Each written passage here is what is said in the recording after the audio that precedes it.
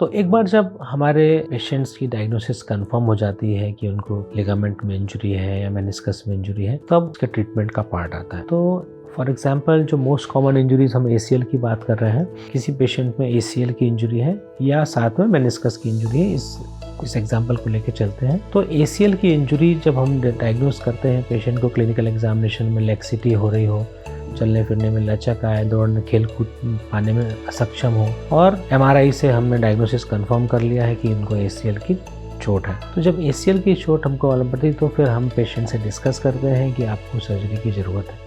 Mostly cases में ACL injuries यदि complete है, यंग पेशेंट है, फिजिकली डिमांडिंग है, एक्टिविटी लेवल हाई है, तो ऐसे पेशेंट्स में ACL रिकंस्ट्रक्शन करना अच्छा आइडिया है, क्योंकि इससे जॉइंट की स्टेबिलिटी मेंटेन होती है, फुल फंक्शन रिटर्न होता है, और फ्यूचर में होने वाली कॉन्ड्रल एंड मेनिस्कस इंजरीज को भी हम प्रिवेंट कर सकते हैं, जो कि अल्टीमेटली जॉइंट की लाइफ को इम्प्रूव करते हैं। यानी कि इनडायरेक्टली हम जॉइंट में होने वाली अर्ली ऑस्टियोआर्थराइटिस को प्रिवेंट कर सकते हैं यदि टाइमली ACL रिकंस्ट्रक्शन हो, और अच्छे से ACL रिकंस्ट्रक्शन हो, और उसकी अच्छे से रिहैब और एक्सरसाइज की जाए। तो जब पेशेंट को हम बताते हैं और पेशेंट तैयार हो जाते हैं सर्जरी के लिए, तो उनको कुछ स्पेशल इंस्ट्रक्शंस दिए जाते हैं कि उनको हॉस्पिटल में एडमिट होना है। उसके बाद उनके कुछ प्री ऑपरेटिव इन्वेस्टिगेशंस होंगे जो एनेस्थीसिया पॉइंट ऑफ व्यू से बहुत इंपॉर्टेंट होते हैं। उनको खाली पेट रहना पड़ता है रफली 6 आवर्स के लिए, तब सर्जरी प्लान की जाती है ताकि एनेस्थीसिया देने में किसी किस्म की कोई प्रॉब्लम ना आए। तो सर्जरी को सेफ और इफेक्टिव बनाने के लिए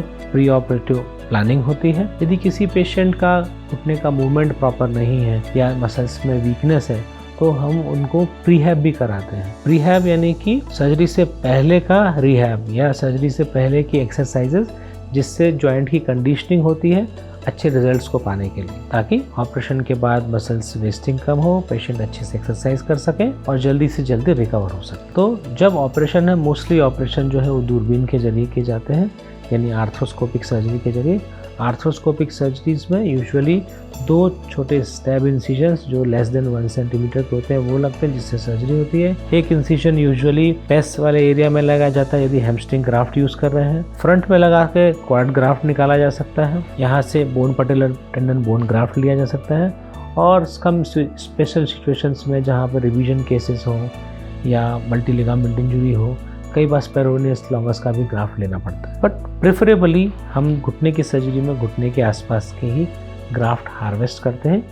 ग्राफ्ट हार्वेस्टिंग से वी मेक श्योर कि पेशेंट को इस ग्राफ्ट को निकालने या डोनेट करने की वजह से या दूसरी जगह लगाने की वजह से कुछ फंक्शनल डेफिसिट ना आए। तो it is very safe to harvest a graft in and around the knee joint without any residual effect। तो जब हम ACL रिकंस्ट्रक्शन करते हैं दूरबीन के जरिए, तो इस ग्राफ्ट को बोन में फिक्स किया जाता है। उसको फिक्स करने के लिए इम्प्लांट्स का यूज़ किया जाता है, जैसे कि एंडो बटन या अल्ट्रा बटन या टाइट्रोप, ऐसे कुछ सस्पेंसरी डिवाइसेस जो फीमोरल साइड में लगाए जाते हैं। Interference screws, staplers, suture disc, या इस तरफ भी हम एडजस्टेबल डिवाइसेस यूज़ किया कर सकते हैं सस्पेंसरी फिक्सेशन के लिए। सो ग्राफ्ट को लेके बोन में टाइटली फिक्स करना है, एनाटॉमिकल पोजीशन में फिक्स करना है, ताकि जो फंक्शन है वो नेचुरल और नॉर्मल हो। नॉर्मल जॉइंट की काइनेमेटिक्स और बायोमैकेनिक्स को इस्टेब्लिश करना मेनली लिगामेंट्स का पर्पस होता है। और जब ये सर्जरी हो जाती है, पेशेंट्स को 1 दिन के या 2 दिन के बाद डिस्चार्ज कर देते हैं विद एक्सरसाइजेज ऑपरेशन के अगले दिन से शुरू की जाती हैं। और एक्सरसाइज के बारे में डिटेल में मैं आपको नेक्स्ट वीडियो में बताता हूँ। Thank you.